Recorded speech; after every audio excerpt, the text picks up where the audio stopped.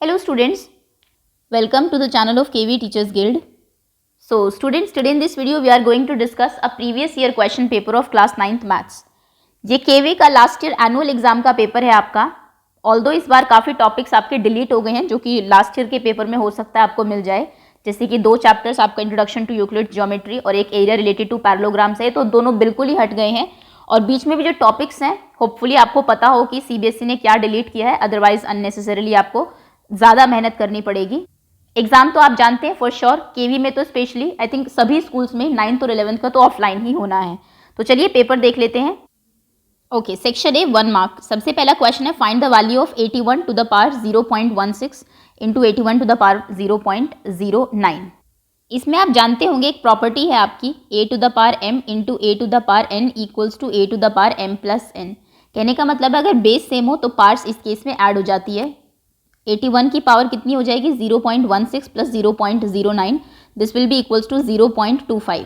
81 के फैक्टर करिए, उसके बाद 3 3 9 3 27 3 81, यानी कि इसको आप 3 टू द पावर 4 लिख सकते हो और उसकी पावर है 0.25. अब पावर की पावर मल्टीप्लाई हो जाती है because a to the power m to the power n equals to a to the power mn होता है आपका.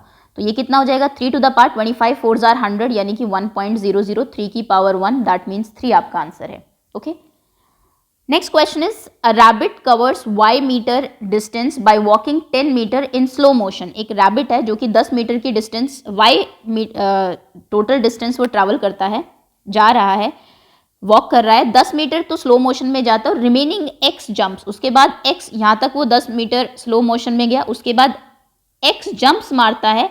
Each jump contain 2 metres, 2 metres के 2 मीटर का एक जंप, दूसरा जंप, इस तरीके से हमें नहीं पता कि कितने हैं, लेकिन x एक वेरिएबल में आपको दिया हुआ है.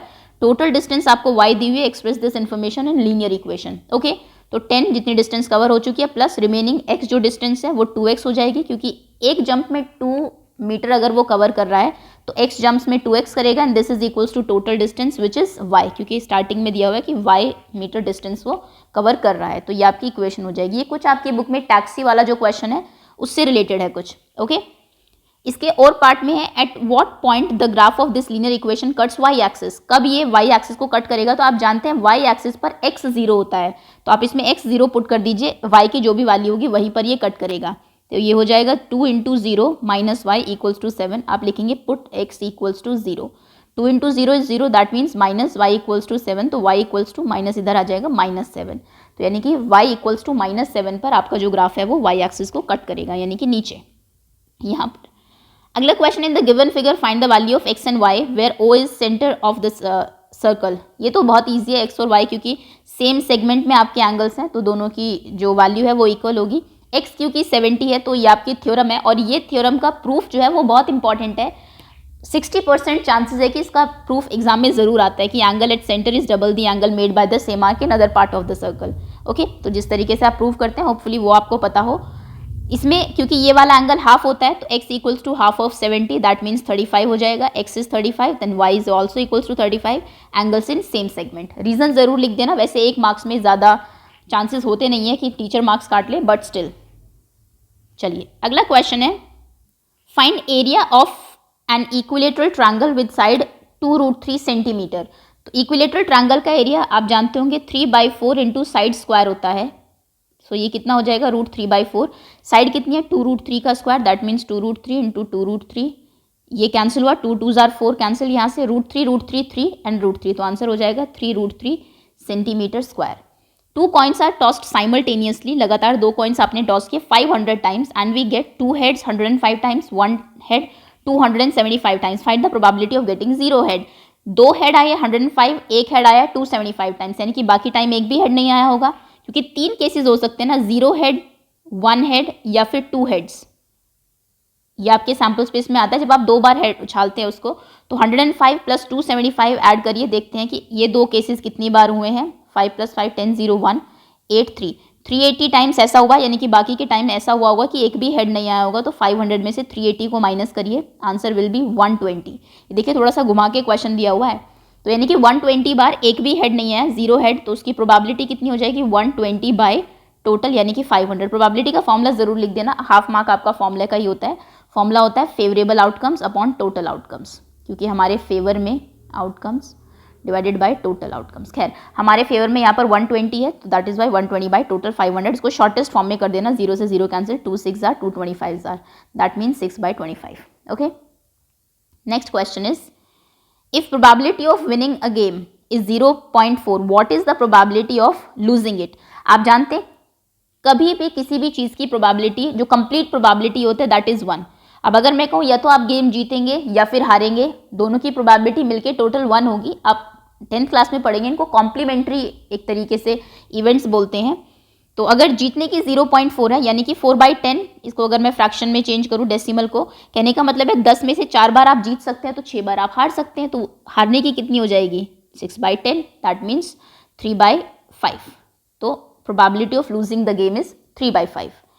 Next question is if height of a cone, find height of a cone if its slant height is 34 and base diameter is 32। slant height 34 है, base diameter 32 है, यानी कि रेडियस कितनी हो जाएगी 16। आपको हाइट पूछी हुई है। अब इसमें आप इन तीनों के बीच में पाइथागोरस जो रिलेशन है वो लगता है पूरा। तो यानी कि ये जो L है आपका L स्क्वायर इक्वल्स टू होता है R square plus H square. That means 34 का square is equals to radius is 16, 16 का square plus H square. 34 into 34 is 1156, this is equals to 256, 16 का स्क्वायर प्लस H स्क्वायर। ये इधर आके minus होगा, minus 256 कर दीजिए, 0 0 11 minus 2 9, 900 equals to H square. तो H कितना हो जाएगा √900, स्क्वायर जब इधर आता है तो रूट हो जाता है, यानी कि H इक्वल्स टू 30। तो हाइट है इसकी 30 metre.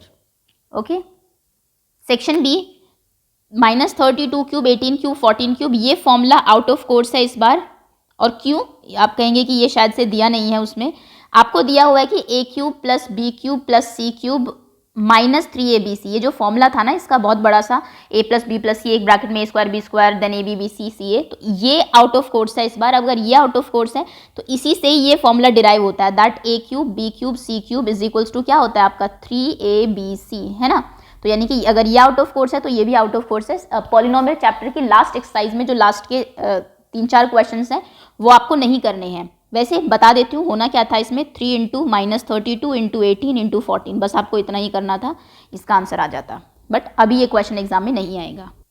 8th question is if angles ABCD of a quadrilateral ABCD taken in order are in the ratio 3:7:6:4, then name the type of quadrilateral ABCD। Okay 3, ये question का तो sense नहीं बनता, name the type of quadrilateral. Type of quadrilateral तो ये normal है, इसमें तो कोई स्पेशल ऐसा केस नहीं है कि कुछ ऑपोजिट एंगल्स इक्वल है या फिर साइड्स इक्वल है। I think question should be कि find the measurement of each angle. अगर ये होता तो हम एक एंगल को 3x लेते। यस, ये आई थिंक आपके जो चैप्टर है क्वाड्रिलेटरल्स उसमें स्टार्टिंग का फर्स्ट या सेकंड क्वेश्चन है। Okay 3x 7x 6x and 4x, ये 4 आप एंगल्स लेते हैं। Since sum of all the angles of a quadrilateral is 360, ये एंगल सम प्रॉपर्टी होती है क्वाड्रिलेटरल की। So this plus this plus this plus this equals to 360, that means 3 + 7 10 + 6 16 + 4 20, 20x equals to 360। तो x आपका हो जाएगा 360/20, यानी कि 2 1s are 2 8s are 18 degree. 18 into 3 18 into 7 18 into 6 18 into 4, जो भी ये चारों आपकी वैल्यूज आएंगे वो आपके चारों एंगल्स होंगे। क्वेश्चन ये होना चाहिए था, this is not a question कि ये किस टाइप का क्वाड्रिलेटरल है, क्योंकि ये किसी भी टाइप का नहीं है। अगर चारों एंगल्स आपके सेम रेशो में होते तो फिर ये स्क्वायर हो जाता। ऑपोजिट जो है इसमें भी ऑपोजिट एंगल्स इक्वल होते हैं। अगर हम आपके इसकी बात करें पैरेललोग्राम या फिर आपके रोम्बस की, ये किसी के भी एंगल, ये कोई स्पेसिफिक ऐसा रेशो नहीं है कि इस रेशो में होते हो। नेक्स्ट क्वेश्चन डायगोनल, ये तो एरिया वाला जो चैप्टर है ये तो आउट ऑफ सिलेबस है पूरा, मतलब in the sense deleted chapter है ये आपका। 10th में जो टॉपिक्स यूजफुल नहीं है 9th से इस बार वो हटा दिए गए हैं। Next is find median and mode of this data 14 25 14 28 18 17 16। मैं बता देती हूँ करना कैसे है। मोड तो होता है आपका, मोड सबसे पहले फॉर्मूला क्या होता है मोड का, मोस्ट फ्रीक्वेंटली अकर्ड नंबर, वो नंबर जो कि सबसे ज़्यादा बार आया हो, तो देख लीजिए कौन सा है, that will be mode. Median की अगर बात करें, मीडियन के लिए पहले आपको इस डेटा को असेंडिंग ऑर्डर में लगाना पड़ेगा। सबसे छोटा नंबर आई थिंक 14 ही है, जितनी बार भी 14 आए वो आप लिखेंगे, उसके बाद 17 18 और उसके बाद जो बीच का नंबर होगा उसको n/2 + 1 एंड n/2th टर्म के सम से। ये कितने हैं वैसे 1 2 3 4 5 6 7 8 9 10 11 12। ओके 12 है तो 6th और 7th टर्म जो भी होगी आपकी उनको ऐड करके हाफ कर दीजिएगा, इस तरीके से आपकी मीडियन निकल जाएगी। अगला क्वेश्चन है आपका the mean of this observation, इनका मीन 30 है तो x की वैल्यू बतानी है आपको क्या होगी। ओके मीन आप जानते हैं क्या होता है, sum of observation upon number of observations. तो इन सबको ऐड कर लीजिए, x plus 2x plus 1 plus 2x plus 5 plus 2x plus 9 divided by ये कितनी ऑब्जर्वेशंस थी, 1 2, ये पूरी एक थी, 3 4, 4 थी ये, तो इसमें डिवाइड 1 2 3 4, यस 4 से डिवाइड कर दीजिए इज इक्वल्स टू 30, क्योंकि 30 इन्होंने ये दिया हुआ है। ऐड करिए 2x plus x 3x, 3x plus 2x 5x, 5x plus 2x is 7x, 7x plus 1 plus 5 6, 6 plus 9 is 15 by 4 equals to 30। 4 को उधर ले जाके मल्टीप्लाई कर दीजिए, इंटू 4 हो जाएगा, 3 4 12 120, फिर इधर 15 आएगा तो ये माइनस हो जाएगा, यहाँ 7x बचेगा, माइनस 15 होगा तो ये 105 होगा, this is equals to 7x, तो x आपका हो जाएगा 105 बाई 7, 7 1 जार 7, 7 5 जार 35, that means x is equals to 15। Okay, तो ये क्वेश्चन आई थिंक ऐसा एक क्वेश्चन एनसीईआरटी में भी है, बट वहाँ पर शायद मीडियन पूछी हुई है। लास्ट जो एक्सरसाइज है आपकी उसमें आपको डेटा दिया हुआ है और x की टर्म्स में ही है कुछ और मीडियन है, तो मोड अगर आता है तो आप सबको ऐड करके डिवाइड बाय कितने हैं वो नंबर्स, उनसे डिवाइड करके इक्वल्स टू आप मोड रख देंगे। Next question is, in a cricket match a batsman hits a boundary 10 times out of 36 balls he played. 36 ball खेलता है, 10 पे बाउंड्री मारता है। Find the probability that he does not hit the boundary. Boundary hit नहीं करेगा, इसकी क्या होगी, अगर 36 में से 10 टाइम्स बाउंड्री दे रहा है तो यानी कि 26 टाइम्स वो बाउंड्री नहीं लग रही है, तो यानी कि 26 हमारे फेवर में है, वो 26 बॉल जिन पे की बाउंड्री नहीं जा रही है, और टोटल बॉल्स आपकी 36 है, तो 26 बाई 36 दैट मीन्स 13 बाई 18 आपका इसका प्रोबेबिलिटी हो जाएगी। Next is, in an experiment a coin is tossed 600 times. 600 बार आपने एक कॉइन टॉस किया। If the tail turns up 240 times, tail 240 times आया, find the experimental probability of getting a head. तो अगर 600 में से 240 बार आपका 240 टाइम्स टेल आया, यानी कि हेड्स कितनी बार आया होगा, इसमें से 600 में से 240 माइनस कर दीजिए, यानी कि 360 टाइम्स। तो हेड की प्रोबेबिलिटी क्या हो जाएगी, 360 बाई 600, एंड अ टेल की प्रोबेबिलिटी हो जाएगी 240 बाई 600। इसको शॉर्टेस्ट फॉर्म में आप कर लीजिएगा। अगला क्वेश्चन है, if x minus 3 is the factor of this, x minus 3 इसका factor, then find the value of k। Factor अगर होता है और जो फैक्टर अगर आप उसकी वैल्यू 0 रखे, वहाँ से x निकाल ले, x यहाँ से 3 आएगा और वो x की वैल्यू इसमें पुट कर दे तो ये भी 0 हो जाता है। ओके, तो यानी कि यहाँ पर x की जगह हम 3 रखते हैं, ये हो जाएगा 3 का क्यूब माइनस k को k ही रखेंगे, k 3 square plus k plus 1 को k यही रखेंगे इंटू 3 माइनस 12, और ये होना चाहिए equals to 0।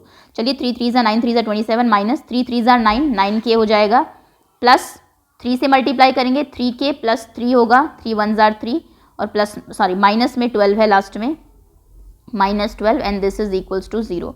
So 27 plus 31 minus 12, this is 3, तो 27 प्लस 3 30 माइनस 12 इज 18, और 9k माइनस का प्लस 3k ये हो जाएगा आपका minus 6k, that is equals to 0। 6k को उधर ले जाइए, 18 equals to 6k, that means k equals to 18 by 6 बोले तो 3, तो k की वैल्यू आपकी 3 आ गई। ओके, अगला क्वेश्चन है आपका, in the given figure A B parallel दी हुई है CD के, find the value of angle 1 plus 4। 1 plus 4 बताइए कितना होगा, दिस इज 1, दिस इज 4। अब आप जानते हैं कि यहाँ से एंगल 1 जो है that is equals to angle 3 corresponding angle की वजह से, so angle 1 equals to angle 3 corresponding angles,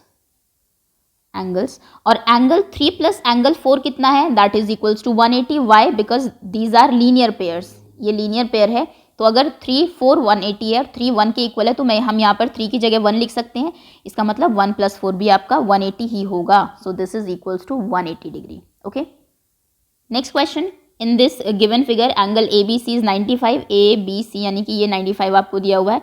find angle ADC, ये पूछा है, वेरी इजी। ये आपका कौन सा एक साइक्लिक क्वाड्रिलेटरल है जिसके ऑपोजिट एंगल्स का सम हमेशा 180 होता है। साइक्लिक की बस यही एक प्रॉपर्टी है और कोई है भी नहीं, तो यानी कि this angle D plus B is equals to 180, B is 95, so this is 180, that means D is equals to 180 minus 95, यानी कि 85 डिग्री आपका ये एंगल हो जाएगा। ओके, अब है सेक्शन C। पहला क्वेश्चन है आपका, find the value of A and B if 2 minus root 5 upon 2 plus 3 root 5 equals to A root 5 plus B। ये क्वेश्चन जनरली एग्जाम में आ जाता है, ऑल्दो NCERT में ऐसा क्वेश्चन नहीं है। अब करना कैसे है थोड़ा सा डिटेल में देख लेते हैं, बिकॉज इंपॉर्टेंट क्वेश्चन है। इक्वल्स टू में आपको एक ऐसा नंबर दिया होता है और फिर A और B की वैल्यू पूछी होती है, हम इसको रैशनलाइज कर सकते हैं, उतना है NCERT में, उतने से भी अपना काम हो जाएगा। चलिए 2 minus root 5 by 2 plus 3 root 5, this is equals to A root 5 plus B।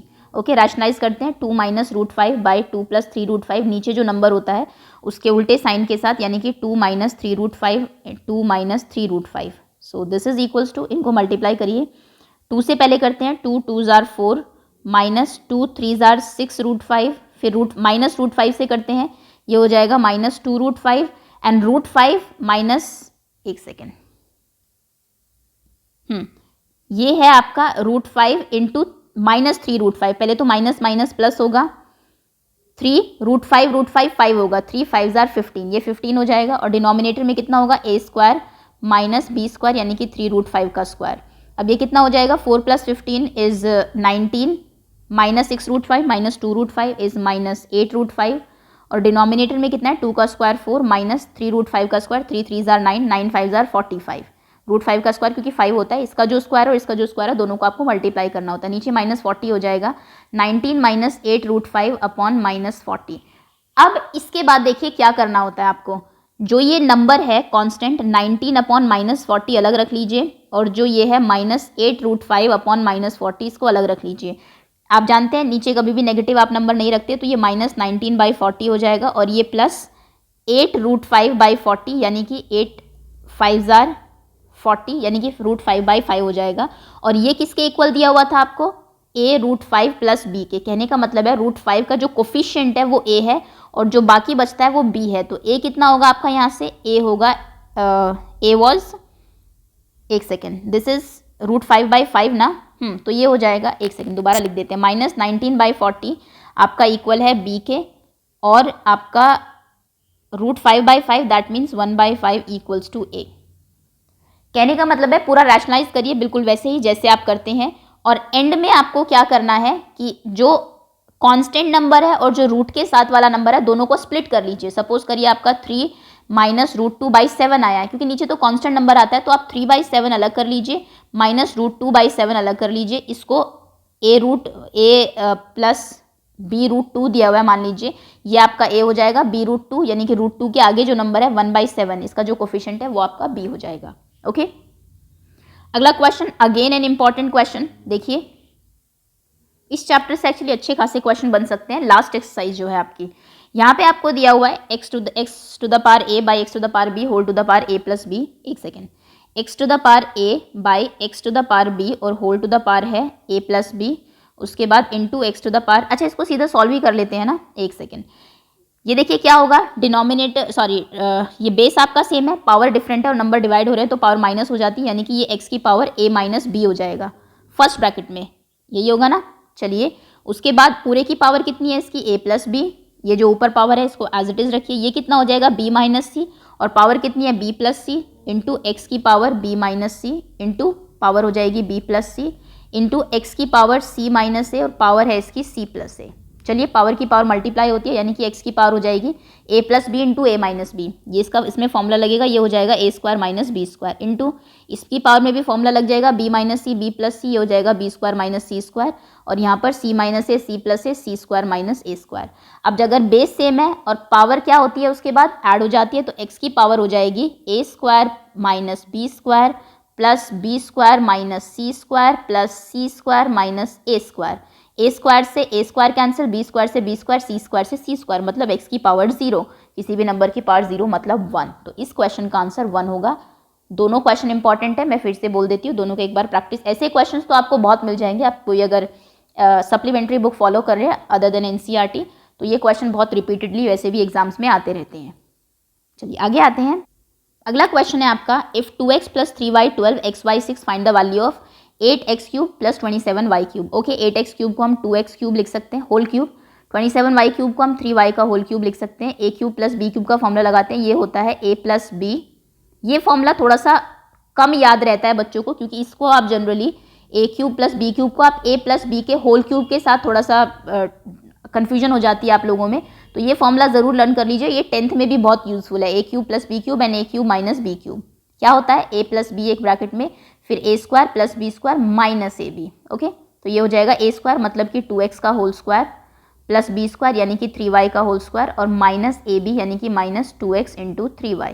Okay, इसकी वैल्यू आपको दी हुई है कि 2x प्लस 3y 12 है, तो इसकी जगह हम 12 रख देते हैं इंटू. अब यहाँ पर देखिए एक मेजर चेंज होने वाला है, इसको हम लोग 2x square minus 3y square minus 2x 3y जो है इसको हम लोग कंप्लीट करते हैं स्क्वायर को, इसको हम लिख देते हैं 2x का होल स्क्वायर प्लस 3y का होल स्क्वायर, और यहाँ पर ज़बरदस्ती लिख देते हैं 2ab, that means 2 into 3x 2x into 3y, यानी कि ये और माइनस में 2xy है ही आपका पहले से ही, और जो चीज़ प्लस की है उसी चीज़ को माइनस कर देते हैं। एक सेकेंड, इसको थोड़ा सा डिटेल में बता देती हूँ।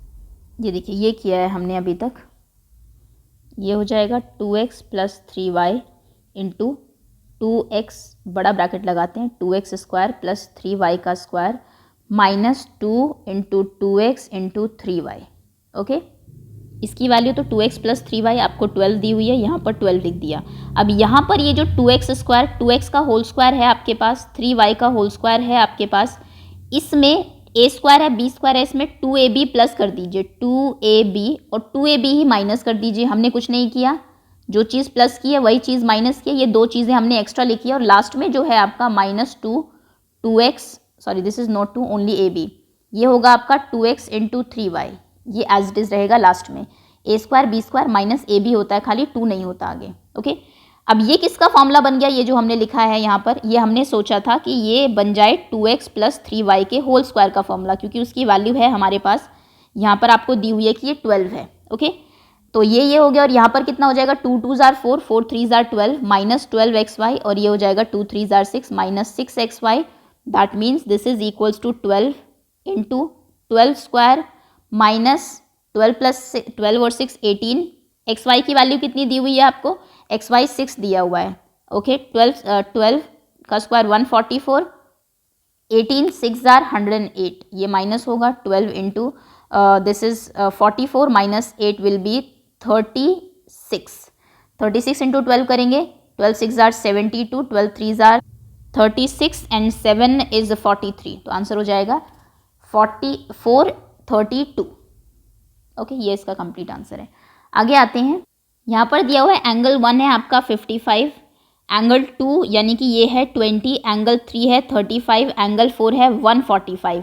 प्रूव करिए ए बी पैरेलल है सी डी के। ओके, ये दोनों लाइंस आपको पैरेलल प्रूव करनी है। सबसे पहले ए बी को पैरेलल करते हैं एम एन के। देखिए ये 55 है, ये पूरा एंगल कितना है 35 प्लस 20 55, और ये दोनों क्योंकि z बन रहे हैं आपके, तो आपके ऑल्टरनेट एंगल्स भी है, तो आप लिखेंगे angle 1 and angle 2 plus 3 are alternate because both are equal. Angle 1 is 55, 2 plus 3 is also 55, that means A B parallel है एम एन के।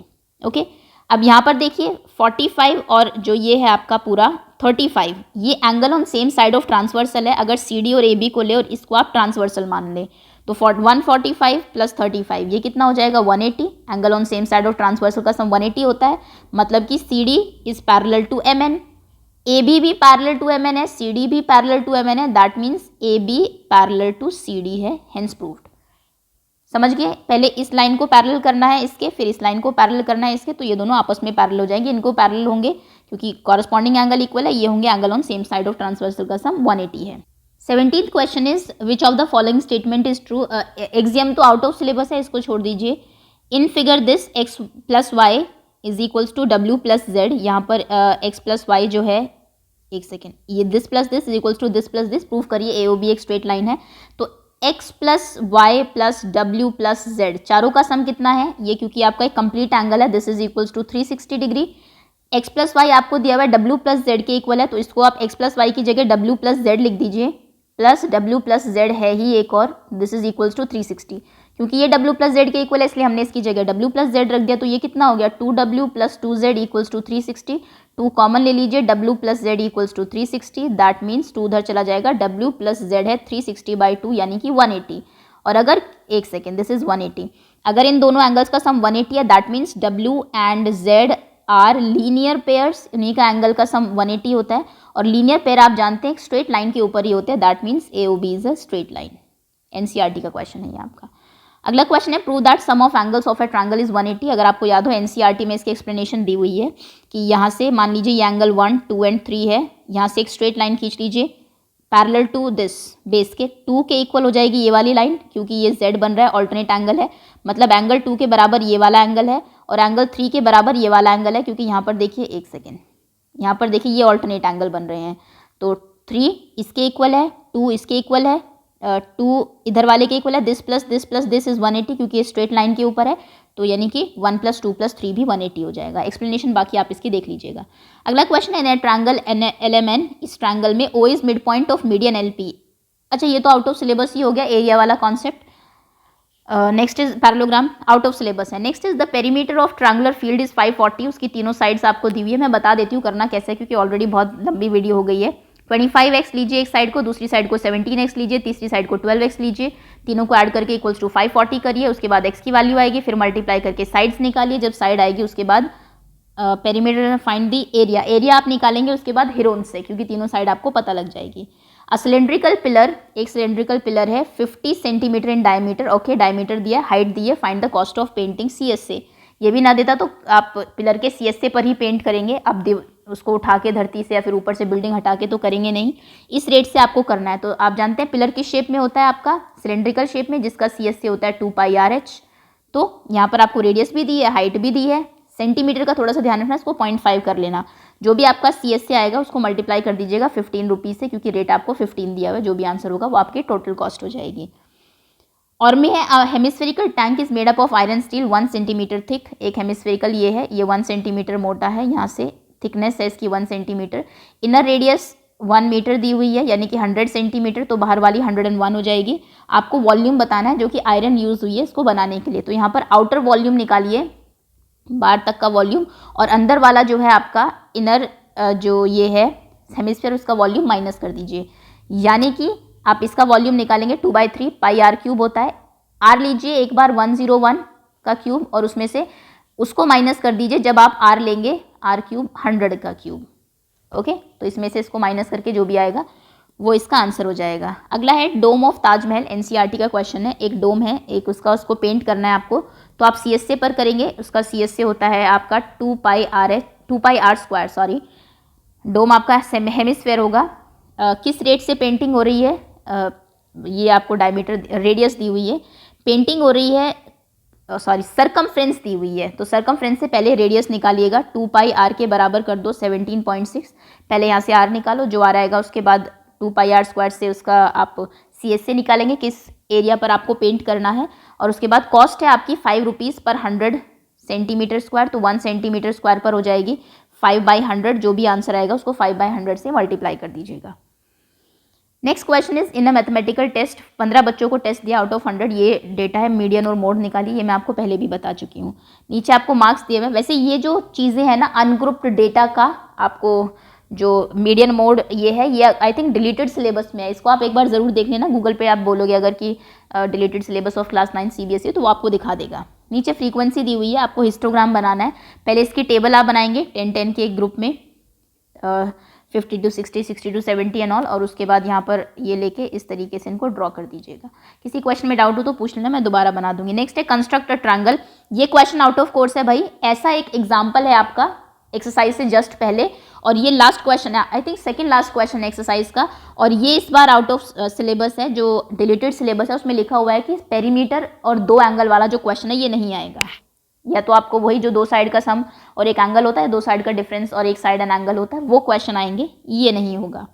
Prove that quadrilateral found by internal angle bisector of quadrilateral is cyclic, ये NCERT का example है, ऐसी कुछ figure है, आप देखिए क्वाड्रिलेटरल वाले चैप्टर में है, जिसमें कि हम लोग ये कहते हैं कि यहाँ पर इन चारों का सम 180 है, तो क्योंकि इनके एंगल बाइसेक्टर्स हैं, तो यानी कि एक सेकेंड, इन चारों का सम आपका इनका 360 होता है, तो इनका हाफ का सम 180 होगा, फिर आप ये प्लस ये करते हैं, ये प्लस ये करते हैं, इन दोनों का सम आपका 180 आ जाता है, तो अंदर वालों का सम भी 180 हो जाता है, और ये आपका साइक्लिक हो जाता है क्वाड्रिलेटरल। इसकी एक्सप्लेनेशन NCERT से देख लीजिएगा आप एक बार। Non parallel sides of a trapezium are equal, prove that it is cyclic, I think last question है NCERT का, इसको भी देख लेना। अगला क्वेश्चन है आउट ऑफ सिलेबस है, एरिया का कॉन्सेप्ट है, ये नहीं करना है। आगे आते हैं, state and prove mid point theorem. Mid point theorem ये कहते हैं किसी भी अगर ट्रायंगल में आप दो उसके मिड पॉइंट को ज्वाइन करते हैं, देन ये जो है लाइन जो है this is parallel to this, और ये इसको 2 इक्वल एरिया वाले उसमें डिवाइड कर देते हैं, ये भी आई थिंक एरिया वाले चैप्टर का ही है, सो ये भी आउट ऑफ कोर्स है इस बार। नेक्स्ट टैक्सी फेयर, ये NCERT का क्वेश्चन है। टैक्सी फेयर एक सिटी में ऐसे है, पहले किलोमीटर के लिए 10 रुपये लेता है वो पर्सन, उसके बाद हर किलोमीटर के लिए 7 रुपये, तो मान लीजिए x किलोमीटर आप जा रहे हैं एक्स किलोमीटर, एक्स रुपीज़ पर किलोमीटर फेयर है। तो एक second, let me read the complete question. उसके बाद 7 रुपये है। टोटल डिस्टेंस आपको x लेना है, टोटल फेयर को y लेना है। अच्छा, टोटल x लेना है, आप 10 रुपये पहले किलोमीटर के लिए दे चुके हैं, बाकी कितनी डिस्टेंस बची? 1 किलोमीटर के लिए तो आपने 10 दे दिए, तो बाकी डिस्टेंस बची x - 1, उसके लिए आप 7 रुपये के अकॉर्डिंग देंगे and this is equals to y। तो ये आपकी इक्वेशन हो जाएगी यहाँ पर 10 + 7x - 7 equals to y। 10 - 7 is 3, यानी कि 3x + 7x + 3 equals to y। Okay, उसके बाद इसका ग्राफ भी ड्रॉ करना है आपको। 3, 4 अगर लाई करता है इस ग्राफ के ऊपर, then find the value of a। 3, 4 lie करता है मतलब यहाँ पर x की जगह 3 रखिए, y की जगह 4 रखिए। 3 × 4 इक्वल्स टू a × 3 + 7, और उसके बाद a की वैल्यू निकाल लेंगे आप। 4 3s are 12, ये 7 माइनस हो जाएगा इधर आके। This is equals to 3a, 12 - 7 is 5 equals to 3a, तो a आपका हो जाएगा 5/3। आगे आता है ज्योमेट्रिक रिप्रेजेंटेशन बताना है। 2x + 7 equals to 0, 1 variable 2 variable में। यहाँ से पहले x की वैल्यू निकाल लीजिए। 2x इक्वल्स टू हो जाएगा 7, तो x हो जाएगा 7/2 यानी कि 3.5। जब सिंगल 1 वेरिएबल में होगा तो आप ऐसे करेंगे एंड x 3.5 है ना, 1 2 3 4, यहाँ पर 3.5 है, एक डॉट लगा देंगे, बस एक सर्कल शो करेंगे। लेकिन 2 वेरिएबल में अगर होगा तो यहाँ पर आप एक पूरी लाइन बनाएंगे। कार्टेशियन प्लेन में लोकेट करना है इनको, और हो सकता है आपसे पूछ ले कि किस उसमें ये आएंगे, किस क्वाड्रेंट में आएंगे। सो 5 0, ये तो आप जानते हैं, 1 2 3 4 5, y 0 यहाँ पर होगा, 0 5, तो जहाँ पर y 5 है वहाँ होगा। -4, x में -4 आ जाइए, y पर 5 चले जाइए, सॉरी 5 तो ऊपर होगा पॉजिटिव, सो -5 एंड ये जो भी होगा। इस तरीके से इन पॉइंट्स को आप प्लॉट कर दीजिएगा। कार्टेशियन प्लेन यानी कि ये जो होता है आपका ग्राफ पे जो आप बनाते हैं, positive x, negative x, positive y, negative y। Next है रिप्रेजेंट करना है रूट 8.5 को नंबर लाइन के ऊपर। अब इसमें आई थिंक कुछ डिलीटेड है, but I am not sure कि ये डिलीट है या नहीं। खैर, इसमें ऐसे करते हैं, आप 8.5 की लाइन ड्रॉ करिए ए बी, उसको 1 सेंटीमीटर एक्स्ट्रा कर लीजिए यहाँ तक सी तक। उसके बाद इसका परपेंडिकुलर बाइसेक्टर ड्रॉ करिए, उसको सेंटर लेके एक सर्कल ड्रॉ करिए। उसके बाद बी को सर्कल से ज्वाइन करिए और यहाँ तक यहाँ पर कंपास रख के इतना डिस्टेंस लेके इसको नीचे यहाँ पर आपको लाइन के ऊपर शो करना है। ये रूट 8.5 हो जाएगा आपका। Okay, so that's all students, ये था आपका क्लास 9th का maths question paper. Hopefully most of the questions आपको आते हो, थोड़ा सा आइडिया हो गया हो किस तरीके से आपको प्रिपरेशन आगे करनी है। Thank you so much for watching and that's all. Wait for other videos to come.